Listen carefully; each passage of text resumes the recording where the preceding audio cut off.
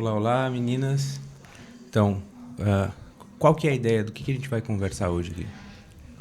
A gente... É que assim, um pouco sobre a parte da parte sexual, parte mulheres transantes, que a Cris trouxe esse termo, que ela criou esse termo, enfim. Mais a parte de sexualidade no puerpério e como aumentar a libido. Ela trabalha com a parte de sexualidade, terapeuta sexual. Tá bem. Cristina Cris, Greco. te apresenta para nós aí quem que tu é, onde é, como que tu trabalha. Então, pessoal, eu sou a doutora Cristina Greco, para os mais íntimos, para todos, Cris Greco. Eu sou médica, sou ginecologista de formação, sou sexóloga, também atuo como terapeuta de casal e individual da linha sistêmica. E, na verdade, eu gosto de me chamar de uma terapeuta de mulheres transantes. Por que esse termo? Então, esse termo foi um termo que há uns 2 anos, mais ou menos, eu comecei a trabalhar em um projeto, percebendo algumas questões bem particulares das pacientes que eu atendia, das mulheres que conviviam comigo e até mesmo minhas questões em relação à sexualidade. E quando a gente fala, né, sobre transante, vem na nossa cabeça, é aquela mulher que tem muita libido, muito desejo sexual, aquela mulher que não para de pensar em sexo, e não é bem assim. Transante é aquela mulher que se propõe a inovar sua sexualidade. Então, na verdade, é uma mulher que busca uma vida transante, que é uma vida que tenha mais prazer, satisfação, e em que ela consiga ser protagonista da sua própria sexualidade. Esse é o conceito do transante. Cris, um dos pontos que mais chegam no consultório são mulheres que acabaram de parir, então puérperas, né? Que têm dificuldade de retornar à sua vida sexual, retornar, enfim, seu autoconhecimento que muda após a gestação. Então, o que a gente precisa pensar numa mulher que está no período do puerpério, pensando no termo lá transante? Como que a gente traz esse termo para o puerpério? Então, né, é um momento bem delicado, já estive lá, inclusive, já passei por isso, porque é um momento que a nossa biologia, nós como mulheres, estamos mais voltadas para a amamentação, para a criação de um serzinho ali que recém-nasceu, e realmente o nosso corpo, nossa biologia, ela vai entender dessa forma. Como? Né? Nos mandando sinais químicos, nos mandando produção de hormônios, de neurotransmissores que vão fazer com que a gente esteja mais voltada para a amamentação e menos voltada para a relação com a parceria e para a relação com o sexo propriamente dito. A minha sugestão é sempre a gente respeitar esse período. Né? A gente respeita a mulher, o tempo dessa mulher. A minha sugestão também seria um parceiro mais engajado com essa mulher, a educação dessa mulher frente a esse período, entender o que está acontecendo com o corpo dela, com a cabeça dela, e a educação desse parceiro também, para saber que ela vai estar num momento mais recolhido e mais interagindo mais com o bebê. Mas a gente também tem outras alternativas, né? Essa mulher, ela tem que ser resgatada em algum momento desse papel que muitas vezes acaba sendo exclusivo de mãe, para um papel de mulher, que ela é, de fato é. Então, a gente tem que trabalhar mais a autoimagem, as questões também biológicas mesmo, de ressecamento vaginal, que acontece muito em decorrência da amamentação, que vai fazer com que ela se sinta mais confortável para ter relação sexual de novo com o seu parceiro e com isso restabelecer vínculos.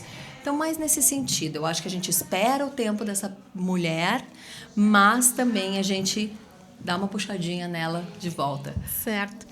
Cris, uma das coisas que eu sempre utilizo no consultório, que eu recomendo, na verdade, para as minhas pacientes hoje, é o teu livro, que eu sei que fala muito sobre a parte de sexualidade, enfim, que é um ponto extremamente importante, e eu já li o livro e tem várias dicas importantíssimas, né? Eu queria que tu falasse um pouquinho sobre o teu livro e qual a ideia que tu quer passar para as mulheres com este livro. Tá, então, né, eu escrevi agora recentemente os 6 arquétipos do desejo sexual feminino, que na verdade nada mais é do que uma teoria também, baseada em estudos científicos e baseada na minha observação clínica, sobre como é o comportamento do desejo da mulher ao longo do ciclo vital dessa mulher e também ao longo de alguns momentos que a gente acaba passando na nossa vida. E a gente sabe que libido, né? Muitas pessoas usam o termo libido, mas libido, desejo sexual, é uma das maiores queixas. A falta de libido, a falta de desejo, de interesse sexual é uma das maiores queixas que a gente recebe em consultório, tanto como ginecologista, como no consultório de sexóloga, terapeuta sexual. E aí o meu intuito com esse livro foi mostrar que realmente o desejo da gente, ele é cíclico como toda mulher. Nós ciclamos o mês inteiro, então a nossa vida cicla e o nosso desejo sexual também passa por essas nuances. Vão ter mulheres que vão estar em inícios de relacionamento e, portanto, vão ter desejos espontâneos, que a gente chama, né? Aquele desejo que vem do nada, que vem de uma tensão do corpo. Já vão ter algumas outras mulheres que vão ter um desejo sexual que vai precisar ser mais provocado. Então, elas vão precisar conhecer esses estímulos que provocam a sexualidade e a vontade delas de se engajarem numa relação sexual. Outras mulheres vão ser mais evitativas, vão trocar o sexo propriamente dito por outras formas de prazer, atividade física, a gente tem visto muito, né? Ou o próprio trabalho, mulheres que se dedicam ao trabalho em detrimento de outros tipos de vínculo.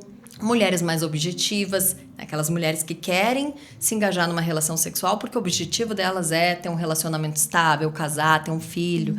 Então, a gente tem que perceber todas essas nuances e ver o que aquela mulher está disposta a fazer, né? Claro, sempre lembrando que muitas vezes existe uma parceria junto. E existem várias técnicas, várias práticas que a gente pode se fazer, né? Fazer valer para que traga esse desejo da forma mais adequada para cada mulher. Sim. Eu sempre costumo falar para os meus pacientes que quando o restaurante é bom, a gente quer voltar. Quando o restaurante é ruim, a gente não quer voltar. Eu adoro essa tua metáfora. A principal queixa das mulheres dentro do consultório é a questão da libido. Como que a gente pode abordar essa questão para que as pessoas entendam realmente o que é a libido e como que a gente consegue melhorar essa questão? Então, né, a gente tem essas confusões. Libido, se a gente for ver num termo bem psicanalítico, bem freudiano, é uma pulsão de vida, né, uma energia de vida. Mas a gente falando sobre desejo sexual, a gente fala mais especificamente sobre o interesse de se envolver em uma relação sexual, o interesse de manifestar pensamentos sexuais. A gente tem muita dificuldade, principalmente nós mulheres, porque a gente não tem o entendimento dessa diferenciação que acontece ao longo do nosso ciclo vital. Então, coisas que também são difundidas por aí, que o desejo da mulher depende muito dos hormônios, né? A gente vê muito esse engajamento das pessoas em relação à hormonioterapia e dar testosterona para todo mundo, que daí vai melhorar a libido, vai sair transando por aí. Não é bem assim. A gente tem que entender que desejo é multifatorial. Então, são múltiplas coisas que vão influenciar na nossa vontade de ter relação sexual, na nossa vontade de pensar mais sobre sexo e de também ser mais receptiva no sexo. Então, a gente precisa se conhecer melhor, conhecer o nosso funcionamento, a nossa anatomia, conhecer como o corpo funciona, se livrar dessas crenças, né, sem nenhum fundamento sobre sexualidade, desses padrões que acabam nos deixando mais, assim, com mais dúvidas do que nos trazendo soluções. A gente também precisa manejar o estresse. O estresse, na contemporaneidade, é uma das coisas que mais prejudica o nosso desejo sexual. E também a gente precisa mediar nossa relação, nossa dinâmica de relação de casal. Sim. Muitas mulheres, principalmente mulheres mais jovens, estão sempre em busca de uma performance sexual. E como a gente estava conversando antes, isso, em alguns casos, pode acabar piorando a sexualidade dessa mulher. Como é que a gente pode manejar isso de uma forma que a mulher consiga ter mais prazer e se desligue de uma forma dessa questão performática na parte sexual. Eu acho que tem uma... Como a gente também estava conversando, né? A gente partiu de uma negligência total em relação ao sexo da parte feminina, né? Então, a mulher antes não podia falar sobre sexo, quiçá sentir prazer sobre sexo, não se falava sobre o prazer feminino. E disso a gente passou por uma ditadura do orgasmo. Então, agora a mulher não só tem que transar, como tem que transar mais, tem que transar performando e tem que atingir um orgasmo. Eu acho que a gente precisa realmente retroceder um pouco e fazer um equilíbrio. Nem tão pouco e nem o demais. O sexo não pode ser mais uma daquelas coisas que a gente tem que dar o checklist, né? Fiz isso, fiz aquilo, fiz aquela posição, falei isso, não falei, virei o olho, virei a pescoço. Não pode ter esse checklist. A gente tem que aprender, fazer com que essa mulher também aprenda que ela tá ali para brincar, que ela tá ali para um momento de descontração, que ela tá ali para sentir prazer ao longo da jornada da relação. Sim. E não só para cumprir uma série de coisas que disseram para ela que tem que ser feita para ter um sexo bom. Sim. Daí a relação vira um processo. Exatamente. E é isso que a gente tem visto, né? Um processo chato para chegar num algo obrigatório. Que vai durar, assim, 5 segundos, quando muito, né? Que é um orgasmo se tiver, porque às vezes a mulher tá tão maluca pensando que tem que cumprir todas aquelas posições sexuais completamente aleatórias, doidas, e aí não consegue fazer e não consegue estar ali no momento presente, sentindo, né? Exato. Bom, novembro é um mês que a gente... Peraí, novembro é em alusão ao Novembro Azul, né? Novembro Azul. Tá. Novembro é o mês de conscientização contra o câncer, né? De próstata, então é o Novembro Azul. Então, a gente precisa falar sobre isso, eu não sei como é que pergunta. Pergunta aí. Tá, não. O que poderia falar em relação ao Novembro Azul, da tua área? Na minha concepção, o Novembro Azul é como ai, meu Deus. Na minha concepção, o Novembro Azul ele funciona como o Outubro Rosa. Uhum. No Outubro Rosa, a gente foca especificamente no tipo de câncer que é mais prevalente, que mais mata mulheres no mundo inteiro, que é o câncer de mama. Uhum. No Novembro Azul, a gente tem esse enfoque sobre o câncer de próstata, que também é o tipo de câncer que mais mata homens no mundo inteiro. Mas eu acho que tanto o Outubro Rosa quanto o Novembro Azul são possibilidades da gente falar sobre saúde feminina, no caso do Outubro Rosa, e masculina, no caso do Novembro Azul.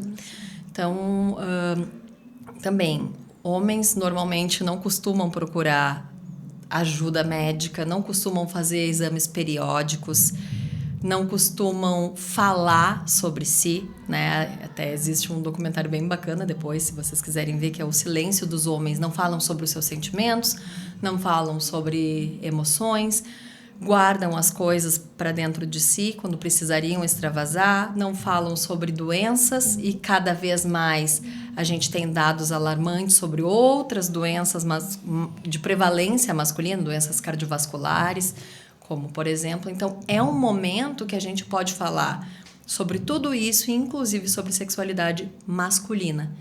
E também integrar, né? Porque quando a gente fala sobre sexualidade masculina, a gente não tem como não falar sobre sexualidade feminina junto, né? E dentro da sexualidade masculina, assim, casos ou histórias, assim, o que tu vê que é mais mito que o pessoal tem como um status quo geral que não é bem assim na tua experiência? Tem muito mito sobre sexualidade masculina relacionado a tamanho de pênis. Então, a educação sexual masculina é muito falocêntrica, que é o que a gente diz, né? Que é voltada para a genital masculina, voltada para o pênis. Então, esse homem, ao invés de experienciar novas possibilidades no sexo, fica focado em manobras, em performances relacionadas à penetração e acaba perdendo muito do vínculo que a própria sexualidade, própria relação de casal pode proporcionar. Então, essa é uma das coisas mais importantes que me vem, assim, quando a gente fala sobre sexualidade masculina. Claro que a gente tem as disfunções sexuais masculinas que precisam, sim, ser faladas, né? Disfunção de ereção, ejaculação precoce, algumas coisas que causam a inadequação desse casal, né? Quando a gente tem um homem, uma mulher, um casal heterossexual, um homem que acha que precisa também tá sempre pronto para transar, então vai buscar essa mulher muitas vezes e essa mulher nem sempre vai corresponder. Então a gente tem aí um desalinhamento de perspectivas de sexualidade entre o casal, que são coisas que acontecem também por causa desses mitos, né? O homem tem que estar sempre pronto, o homem tem que estar querendo transar todos os dias, e não é bem assim. São as coisas que mais aparecem, né? E agora também a gente tem discutido cada vez mais qual é o papel da pornografia na sexualidade masculina e é um tema que se a gente for abrir aqui dá um podcast inteiro só falando sobre isso. Mas a gente vê até que ponto o homem vai buscar performance sexual nos filmes pornográficos e sem buscar o prazer para ele mesmo. Ele vai mimetizar, ele vai copiar aquilo ali e vai achar que na vida real é daquela forma e vai se frustrar ao ver que não é assim que acontece. Dá para conversar bastante sobre isso, mas de forma geral, assim, tem crescido bastante, tem trazido mais à luz a esse tema do quão viciante e maléfica geralmente é a pornografia, ou tende a ser, né? E ainda eu percebo que a maioria, né? Eu, por ser casado com a Isabela, eu já aprendi mais sobre isso num curto espaço de tempo. Mas eu percebo gente de perto, amigos e tudo mais, quando a gente cita, ou eu falo que a pornografia geralmente é mais pro lado do vício do que do benefício. Isso. O pessoal não entende. O pessoal, tipo, como assim? Sim, né? E aí depois também a pessoa demora para entender por que tá tendo certas dificuldades na sua vida ou certas insatisfações na sua vida de relação com a sua parceria, sua esposa, sua namorada, noiva, enfim. Porque lá inconscientemente ele quer reproduzir aquilo ali. Né, que ele viu naquele filme. Eu não estou dizendo que toda pornografia é inadequada ou vai causar mal, mas é um equilíbrio também de consumo. O que a gente tem visto é que os homens que consomem pornografia com uma certa frequência acabam também se masturbando de uma forma inadequada, né, às vezes muito agressivas, muito violentas, e eles acabam também se condicionando a sentir prazer desta forma. E esse condicionamento, só sinto prazer vendo esse tipo de vídeo, estando nesse contexto, me masturbando com essa pressão, com essa força, isso vai prejudicar. Isso sim. Foge da realidade. Foge totalmente da realidade. Mas tem também alguns filmes pornográficos, vídeos pornográficos, que a gente costuma chamar até de eróticos, que são bem fidedignos, que pegam atrizes e atores mais condizentes com a realidade, que tem uma contextualização de história, que o sexo não é tão performático. Tem uma cineasta, agora não vou me lembrar de onde que ela é, mas o nome dela é Erika Lust.